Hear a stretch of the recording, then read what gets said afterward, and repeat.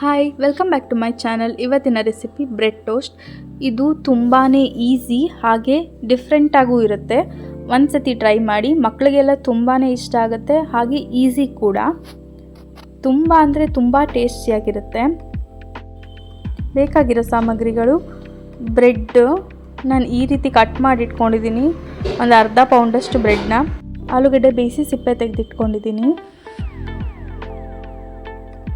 Jeera powder ಒಂದು ಸ್ವಲ್ಪ, chat masala ಒಂದು ಸ್ವಲ್ಪ, ಎಣ್ಣೆ, ಟೊಮೆಟೊ ಕೆಚಪ್, ಕ್ಯಾಪ್ಸಿಕಮ್ ಒಂದು ಅರ್ಧದಷ್ಟು ಚಿಕ್ಕ ಚಿಕ್ಕದಾಗಿ ಕಟ್ ಮಾಡಿ ಇಟ್ಕೊಂಡಿದ್ದೀನಿ. ಈರುಳ್ಳಿನೂ ಸಹ ಚಿಕ್ಕ ಚಿಕ್ಕದಾಗಿ ಒಂದೆರಡು ಈರುಳ್ಳಿನ ಕಟ್ ಮಾಡಿ ಇಟ್ಕೊಂಡಿದ್ದೀನಿ.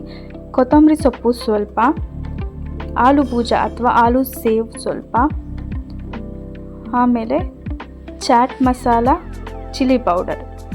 ಇದಿಷ್ಟು ಮಾಡೋಕ್ಕೆ ಬೇಕಾಗಿರೋ ಸಾಮಗ್ರಿಗಳು. ಈಗ ಫಸ್ಟು ನಾವು ಆಲೂಗಡ್ಡೆಗೆ ನಾವು ಎತ್ತಿಟ್ಕೊಂಡಿರೋ ಎಲ್ಲ ಮಸಾಲ ಪೌಡರ್ಸ್ನು ಹಾಕ್ಕೊಳ್ಳೋಣ. ನಾನು ಡಿಸ್ಕ್ರಿಪ್ಷನಲ್ಲಿ ಕೊಟ್ಟಿರ್ತೀನಿ ಮೆಷರ್ಮೆಂಟ್ ಏನೇನು ಎಷ್ಟೆಷ್ಟು ಹಾಕೋಬೇಕು ಅಂತ. ಉಪ್ಪನ್ನು ಸೇರಿಸ್ಕೊಂಡು ಖಾರದ ಪುಡಿ, ಜೀರಿಗೆ ಪುಡಿ, ಚಾಟ್ ಮಸಾಲ, ಈರುಳ್ಳಿ, ಕ್ಯಾಪ್ಸಿಕಮ್, ಕೊತ್ತಂಬರಿ ಸೊಪ್ಪು ಇದಿಷ್ಟನ್ನು ಹಾಕಿ ಚೆನ್ನಾಗಿ ಮಿಕ್ಸ್ ಮಾಡ್ಕೋಬೇಕು ಉಪ್ಪನ್ನು ಹಾಕ್ಕೊಂಡು.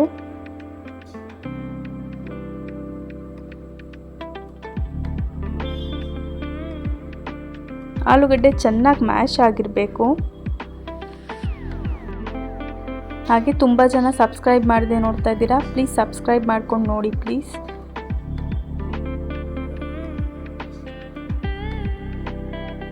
ಈ ರೀತಿ ಚೆನ್ನಾಗಿ ಕಲಿಸ್ಕೊಂಡಾದ್ಮೇಲೆ ಈ ರೀತಿ ಕಾಣಿಸ್ತಾ ಇದೆ ಇದು. ಈಗ ಇದಕ್ಕೆ ಚಿಲ್ಲಿ ಫ್ಲೇಕ್ಸ್ ಹಾಕ್ಕೊಳ್ಳೋಣ.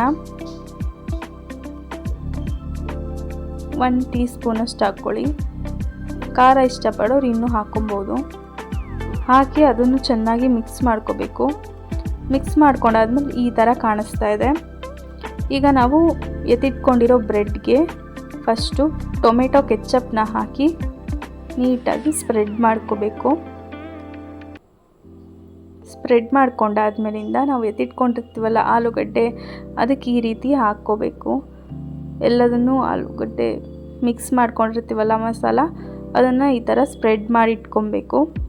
ಎಲ್ಲ ಬ್ರೆಡ್ಗೂ ಈ ಥರ ಫಸ್ಟು ಟೊಮೆಟೊ ಕೆಚಪ್ನ ಹಾಕಿ ಸ್ಪ್ರೆಡ್ ಮಾಡಿಕೊಂಡು ಆಮೇಲೆ ಆಲೂಗಡ್ಡೆ ಮಸಾಲದೂ ಹಾಕಿ ಈ ರೀತಿ ಮಾಡ್ಕೊಳ್ಳಿ.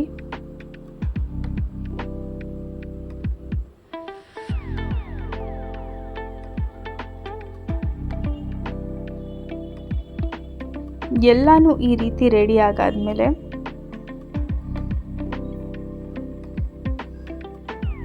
ನೋಡಿ ಈ ರೀತಿ ಕಾಣಿಸುತ್ತೆ.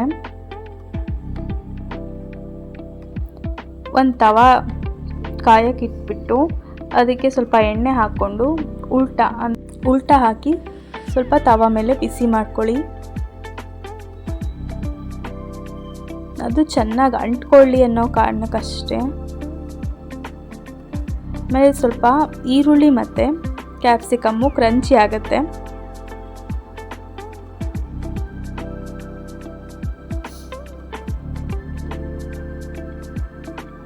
ಒಂದು 2 ನಿಮಿಷ ಮಾಡ್ಕೊಳ್ಳಿ.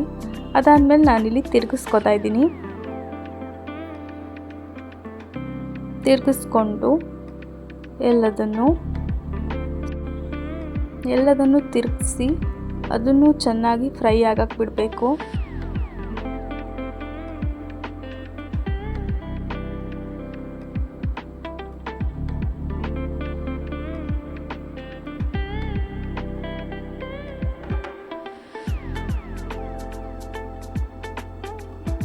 ಕೆಳಗಡೆ ಎಲ್ಲ ರೋಸ್ಟಾಗಿ ಫ್ರೈ ಆಗಿರಬೇಕು. ಸ್ವಲ್ಪ ಎಣ್ಣೆ ಹಾಕ್ಕೊಂಡು ಮಾಡ್ಕೊಳ್ಳಿ, ಆವಾಗ ಚೆನ್ನಾಗಿ ಫ್ರೈ ಆಗುತ್ತೆ, ಕ್ರಿಸ್ಪಿನೆಸ್ ಬರುತ್ತೆ. ಕೆಳಗಡೆ ಎಲ್ಲ ಕ್ರಿಸ್ಪಿನೆಸ್ ನೋಡಿ ಈ ರೀತಿ ಆಗಿದೆ ಅಂತ ನಾನಿಲ್ಲಿ ನೋಡ್ಕೋತಾ ಇದ್ದೀನಿ. ನೋಡಿ ಆಗಿದೆ, ಮೇಲೆಲ್ಲ ಫುಲ್ ಕ್ರಿಸ್ಪಿನೆಸ್. ಇವಾಗ ನಾನು ತೆಗೆದಿಟ್ಕೊತಾ ಇದ್ದೀನಿ. ಈಗ ನಾವು ತೆಗೆದಿಟ್ಕೊಂಡಿರೋದಕ್ಕೆ ಸೇವ್ ಹಾಕ್ಕೊಂಡ್ರೆ ಆಯಿತು. ಮೇಲೆ ಫುಲ್ ಉದುರಿಸ್ಕೋಬೇಕು ಕ್ಲೀನಾಗಿ. ನೋಡಿದ್ರೇ ತಿನ್ಬೇಕಂತ ಅನ್ನಿಸ್ತಾ ಇದೆ ಅಲ್ವಾ? ಒಂದು ಸತಿ ಟ್ರೈ ಮಾಡಿ, ನೀವು ಪದೇ ಪದೇ ಮಾಡ್ಕೊಂಡು ತಿಂತೀರಾ, ಅಷ್ಟು ಚೆನ್ನಾಗಿರುತ್ತೆ ಈ ರೆಸಿಪಿ.